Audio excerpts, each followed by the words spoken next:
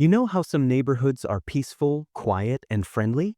Yeah, mine used to be like that until Karen showed up. Not her real name, of course. But if you've ever lived in an HOA community, you know exactly the type I'm talking about. Short haircut, permanent scowl, the kind of person who walks around with a clipboard even though no one asked her to. She doesn't work for the HOA, but acts like she runs it. And her latest mission? Waging war against my trash cans. It all started on a Monday morning. I stepped outside to grab my mail and found a bright neon sticky note stuck to my front door. Per HOA guidelines, trash bins are not to be visible from the street. Please correct this immediately. No hi. No name. No signature. Just rules served cold. Now here's the thing. I had read the HOA rules. They said bins shouldn't be left out past pickup day. I always roll mine out at 6 a.m. and pull them back by 5 p.m. And when they weren't on the curb, they sat beside my garage, neatly tucked behind a rose bush. You could barely see them unless you were actively looking for them. But okay, maybe someone was genuinely confused. I decided to be neighborly. I moved the bins further back, even though it was unnecessary. 2 days later, another note. This time taped to the bin itself. The tone? Even nastier. Your bins are an eyesore. They violate the HOA's Visual Harmony Clause. Please store them out of sight. Visual Harmony Clause. What are we, a gated monastery? At this point, I was 90% sure it was Karen. She lived diagonally across the street and had a perfect view of my driveway from her upstairs window. She was known to take her role as unofficial HOA deputy very seriously. She once reported a neighbor for having too many wind chimes. But I didn't want drama. So once again, I adjusted. I cleared out space in my side yard and placed the bins completely out of view, to the point where I had trouble finding them. That weekend, I was mowing my lawn when I saw something strange. Up in Karen's second-story window, the curtains shifted, and I swear I caught the glint of binoculars. No, seriously. She was watching me. The next day, I got an email from the HOA board. Subject line, multiple trash can placement complaints. Attached were time-stamped photos of my bins from multiple angles. The photos looked like they were taken from someone standing across the street, zoomed in. That's when I knew. This wasn't about trash cans. This wasn't about rules. This was personal. I talked to some other neighbors. Turns out I wasn't alone. Karen had complained about someone's solar lights being too bright. She tried to report another neighbor for putting up a Halloween skeleton before October. She even measured someone's grass and reported it for being half an inch over regulation.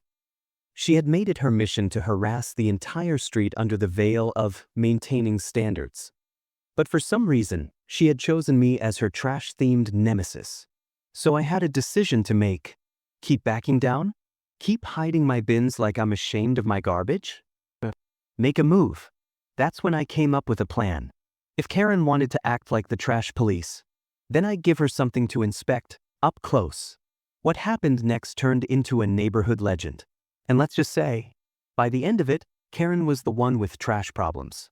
Hit that like button if you've ever dealt with a neighbor from HOA hell. Subscribe for more neighborhood chaos, petty revenge stories, and a whole lot more where this came from.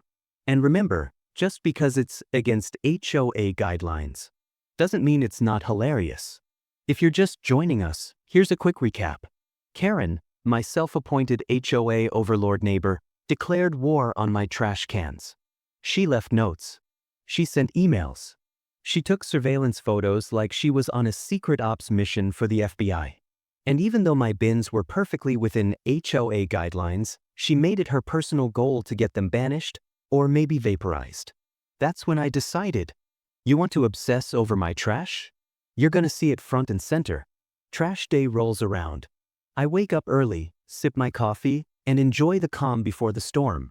And instead of placing my bins in front of my house like I usually do, I will both of them down the sidewalk and set them right at the end of Karen's driveway. Perfectly lined up. Not blocking anything. Still on public curb space. Technically, not a rule violation. Morally, debatable. Petty? Absolutely. I go back inside and wait. About 15 minutes later, I hear the front door slam from across the street. Karen storms out in a robe and slippers like she's on her way to shut down a frat party. She stands there staring at the bins, like they've personally insulted her. She looks left, right, sees no one, then stomps across the street and bangs on my door. I open it casually. "Can I help you, Karen?" she says, and I quote, "Why are your trash bins in front of my house?" I smile and respond, "Oh, the HOA rules just say they have to be out by 7 a.m. Doesn't say where, as long as they're on the curb. Yours is technically closer to the truck route, so I figured it was more efficient." I could see the steam building behind her eyes. Now, you might think that was a one-time joke. Every trash day, like clockwork, I wheeled my bins across the street and parked them in front of Karen's house. Rain or shine, holiday or not, garbage day became petty day. At first, she kept confronting me, but after the second week, she just went straight to the HOA. She filed a formal complaint. And again. Eventually, I got an email from the HOA board with the subject line, "Ongoing waste bin placement dispute." I thought, okay, this is it, they're gonna ask me to stop. But instead, the message said, "We've reviewed the complaint and find no HOA violations. Trash bins are permitted on public curbs during collection hours. As long as they do not obstruct driveways or sidewalks, placement is at the homeowner's discretion." And then came the best part. The HOA president, let's call him Dave, called me personally. "Off the record? We're kind of enjoying this. Karen files a report every week. You're not breaking any rules. Keep doing what you're doing." I nearly cried laughing. After about 4 weeks of my trash bin deliveries, Karen gave up. She stopped coming outside. She stopped filing reports. She even planted a bush at the edge of her driveway, I assumed to shield her view from future garbage-related trauma. But by then it was too late. I had become a legend in our little HOA circle. Neighbors started waving at me when I wheeled the bins out. One even said, "Hey man, you've inspired me. I've been dealing with her for years."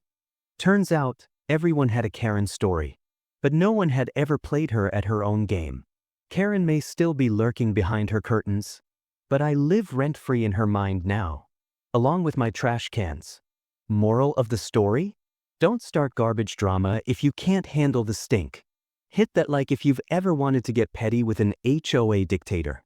Subscribe for more insane neighbor stories, revenge plots, and passive-aggressive victories. 'Cause sometimes, the best clapbacks roll out at 6 a.m. on trash day.